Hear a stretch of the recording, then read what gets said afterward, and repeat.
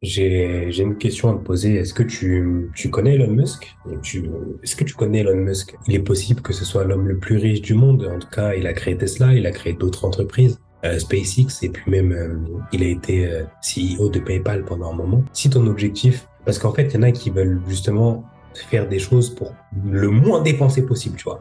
Tu veux le moins dépenser possible, mais pourtant tu veux pas emprunter parce que tu te dis que justement emprunter, bah, c'est rembourser la banque tous les mois. En plus de ça, il y a un intérêt. Et donc à ce moment-là, tu te dis que voilà, je préfère payer tout cash. Et en tout cas, si je veux une maison ou un appart ou un bien immobilier, si je devais le payer, je le paierais cash. Si tu penses comme ça, crois-moi, tu fais une mauvaise affaire. On va revenir à Elon Musk, l'homme, un des hommes les plus riches du monde. Est-ce que tu penses, et là c'est une question sincère, hein, est-ce que tu penses que l'homme le plus riche du monde, il veut dépenser son argent comme ça? Ou alors est-ce que tu penses que l'homme le plus riche du monde veut rester le numéro un et veut faire en sorte de perdre le moins d'argent possible pour faire fonctionner tous ses business? Alors comment on explique le fait que les plus riches empruntent à la banque? Ils ont les moyens, ils ont des milliards, mais même pour acheter une maison, ils vont emprunter à la banque. Et ben moi, je vais te dire pourquoi. On va revenir à la France, ok? On va revenir à la France. Il faut savoir que la France, c'est un pays européen. C'est pas le pays européen le plus imposé, contrairement à ce que l'on croit. La France est un des pays européens, c'est vrai, à être très fortement imposé, ok? Donc tu sais ça. Tu as une différence entre ton salaire brut et le salaire net. Cette différence, elle est monstrueuse par rapport aux autres pays. Bien sûr, je parle en termes de comparaison. Je vais te dire que oui, c'est fort, c'est pas fort. Oui, mais par rapport à quoi? Bah, par rapport aux autres pays. Tu veux payer cash. Mais payer cash avec quel argent? Tu payes cash avec tes économies, d'accord. Mais tes économies, tu les as constituées à partir de quoi? Oui, mais moi, je préfère payer cash parce qu'à la banque, il y a des intérêts. Non seulement tu dois rembourser chaque mois, en plus, tu t'endettes. Parce que oui, même si tu dois rembourser, mais tu as les fonds, c'est un endettement. C'est pas forcément ne pas avoir les sous sur son compte. Un endettement, c'est tout simplement devoir de l'argent à quelqu'un, tout simplement. Donc, tu es endetté à partir du moment où tu dois des sous à quelqu'un. Même si tu es milliardaire et tu dois 1 euro à lui, tu es endetté de 1 euro. Tu dis oui, tu t'empruntes 10 ans, 15 ans, 25, 20 ans, 25 ans, et plus l'emprunt est long, et plus je suis endetté sur le long terme, et plus je serai mal. Bah non, c'est le contraire. Et pourquoi? Je vais m'expliquer. Si Elon Musk préfère emprunter et les millionnaires, milliardaires, mais bref, ce que tu veux, bref, la majorité des personnes qui ont un fort patrimoine préfèrent emprunter, c'est qu'il y a une raison à ça. Si tu es salarié, ou même si tu n'es pas salarié, mais si tu es salarié, la différence entre le brut et le net est d'environ 23%. Donc si tu investis par exemple pour un bien à 100 000 euros, en réalité, tu auras donné plus de 129 000 euros. Parce que quand tu payes avec tes revenus, comme je l'ai dit, ce que tu gagnes, c'est après imposition.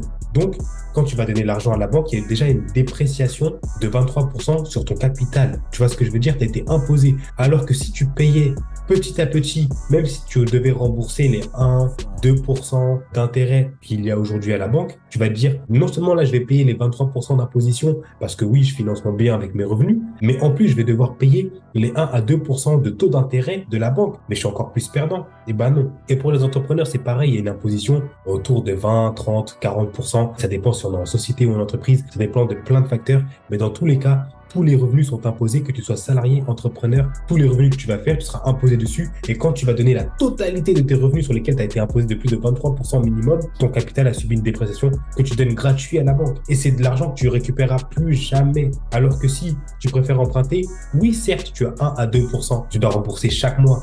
Mais quel est l'avantage? L'avantage, c'est tout simplement que tu mets pas les 100 000 euros d'un coup. Et moi, ce que je te conseille, c'est de prendre un emprunt sur le plus long terme possible. Là, tu vas me dire, ouais, mais j'ai pas envie d'être endetté sur 25 ans, j'ai des projets à côté, j'ai pas envie de payer 300, 400, 500 euros, voire 1000, 1500 euros par mois. J'ai envie de me débarrasser plus vite de mon emprunt. Ok, mais non. Pourquoi? Parce que plus tu investis sur le long terme, plus les mensualités, donc la somme que tu vas rembourser à la banque, seront moindres. Les mensualités seront moindres, donc tu vas avoir moins à payer. Imaginons que tu avais le capital disponible. Imaginons que tu avais les 100 000 euros sur ton compte, mais que tu préfères payer des mensualités de 200 euros, 300 euros par mois. Et bien, ce qui va se passer, c'est que les 100 000 euros, tu les auras pas donnés à la banque. Tu vas juste prendre sur les 100 000 euros, 100 euros, 200 euros par mois, 300 euros par mois, 500 euros par mois. Ça dépend de la durée de ton crédit. Mais le reste, ce gros capital, tu vas l'investir quelque part et tu vas le faire tourner à plus de 10, 15, 20% par an. Tu auras généré beaucoup plus de capital, beaucoup plus de patrimoine. Non seulement cet argent, tu l'auras fait fructifié, donc tu auras été gagnant dessus, mais en plus de ça, à côté, tu finances un autre bien qui va te coûter 100 000 euros. Tu vois ce que je veux dire? Tu es gagnant, mais à 200%. Dans la première hypothèse où tu payes cash, tu vas les donner à la banque et tu vas plus jamais les retrouver, mais en contrepartie, tu auras ton bien immobilier. Et dans la deuxième hypothèse, tu payes des mensualités, des petites mensualités. Donc les 100 000 euros, tu ne donnes pas à la banque, tu les fais travailler sur une solution qui va te rapporter 5, 10, 15% par an, voire plus. Non seulement tu auras ton bien immobilier, mais en plus, tu auras un retour sur investissement de 5, 10, 15% en plus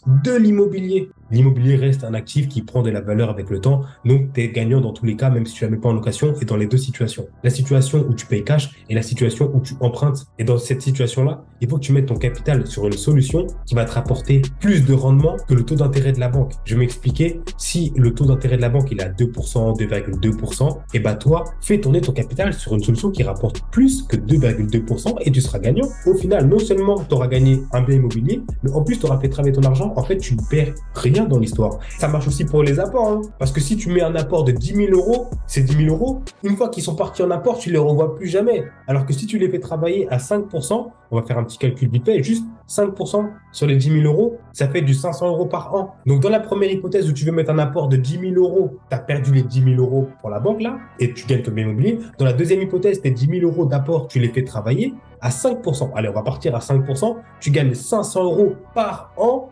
Et en plus de ça, tu as ton bien immobilier. Alors que dans l'autre situation, tu as quoi? Tu as ton bien immobilier et 10 000 euros, tu les as perdus. Et les 500 euros par an, bah, tu les génères pas non plus, donc tu les as perdus aussi. Donc, emprunter a trois principaux avantages. Le premier, tu fais fructifier ton capital avec lequel tu souhaitais payer cash. Donc, en le faisant fructifier, eh bah, ça te permet de le garder ce capital. Et la troisième valeur ajoutée, c'est justement de pouvoir bénéficier de ton bien immobilier, alors que dans la situation où tu payes cash ou la situation où tu donnes un apport, la seule chose que tu as gagné, c'est ton bien immobilier.